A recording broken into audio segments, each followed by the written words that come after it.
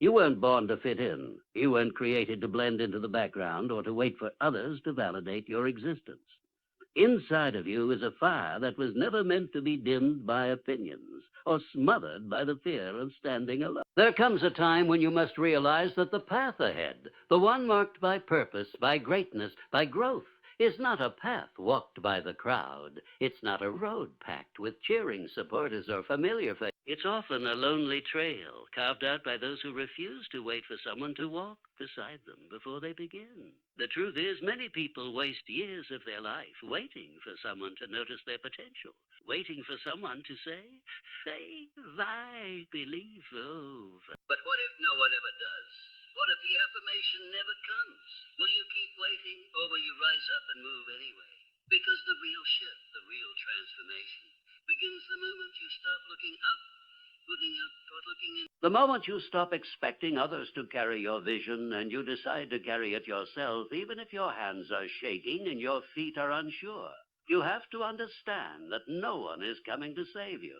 That might sound harsh, but it's one of the most liberating truths you'll ever embrace. No one is coming to push you out of bed. No one is coming to fight your battles. No one is going to live your dream for you. And that's not a tragedy. It's a blessing. When you accept that it's all on you, you stop waiting and start doing. You stop blaming and start building. You stop seeking permission and start creating momentum. Doing it alone is not a punishment. It's not a sign that you've been abandoned or overlooked. It's a sign that you've been chosen to grow differently. Alone doesn't mean broken. It means building something no one else can see yet. It means carrying a vision so deep that others might not even understand it until it's fully formed. And that's okay. It's not their job to see it. It's yours to believe in it.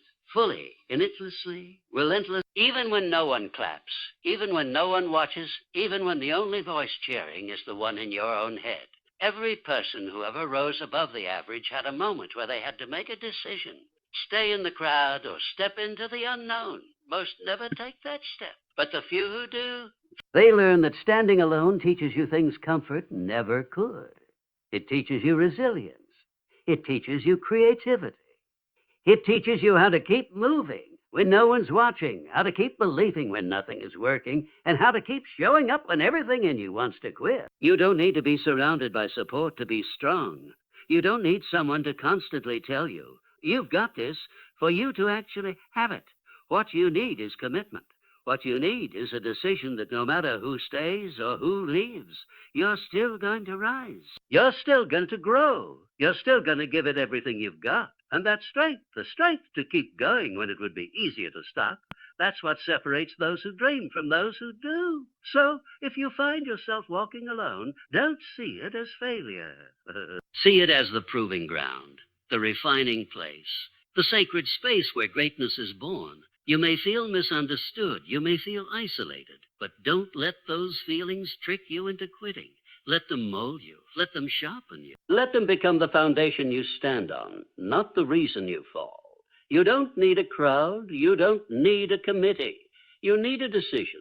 You need to make up your mind that this is your time, your season, your calling, and no one else is required to agree with it for it to be real. You have permission to walk forward, to build forward, to become exactly who you were always meant to be. And if you have to do it alone, so be it. Because alone doesn't mean powerless. It means focused. It means dangerous. It means dangerous. It means unstoppable. There is a strength that grows in silence, a kind of power that doesn't need to shout to be felt. The world is loud.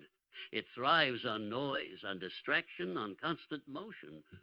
But the real work, the real growth that happens when there's no one watching, no one commenting, no one interrupting, it's in those moments that you begin to hear your true voice. The one buried beneath opinions, fear, and external pressure. It's the voice of focus, of clarity, of purpose. And that voice becomes your compass. You don't have to announce your every move. In fact, most breakthroughs are made behind closed doors. When you're building in silence, you're not seeking attention. You're seeking alignment. Every step is deliberate. Every moment is intentional. There's no room for distractions because silence sharpens your focus like nothing else can. It forces you to confront your own thoughts, your own doubts, and your own excuses. And in confronting them, you begin to rise above them. Silence is not weakness, it's discipline. It's the refusal to let noise dictate your direction. When you're moving in silence, you're not waiting for feedback to validate your progress. You're not living for praise or applause. You're living for purpose. You're building something real, something deep, something rooted in consistency and effort. You don't need to post it. You don't need to prove it. You just need to be about it. Let others talk. Let them debate, speculate, and distract themselves with shallow things. Oh, work to do. You've got dreams to chase and a legacy to build. There's a kind of freedom in knowing you don't owe anyone a single explanation for the fire inside of you. Let the results do the talking. Let your focus be your response. The loudest noise you'll ever make will be the sound of success built in silence. When the time is right, the world will see. Until then, stay quiet, stay steady, and stay moving. Because power doesn't beg to be noticed. It prepares to be undeniable. There will be days when no one believes in you. Not because you're not capable, but because they can't see what you see. They don't carry your vision. They don't feel the weight of your calling. And that's okay. Their belief isn't required for your breakthrough. Their doubt doesn't diminish your potential. In fact, sometimes the best thing that can happen to you is being overlooked, because it pushes you to believe in yourself so deeply, so completely, that nothing can shake it. You can't wait for people to understand your journey before you start walking. Most won't get it. Most will question it. And many will dismiss it until the results are undeniable. If you only move when you're validated, you'll live a life chained to the opinions of others.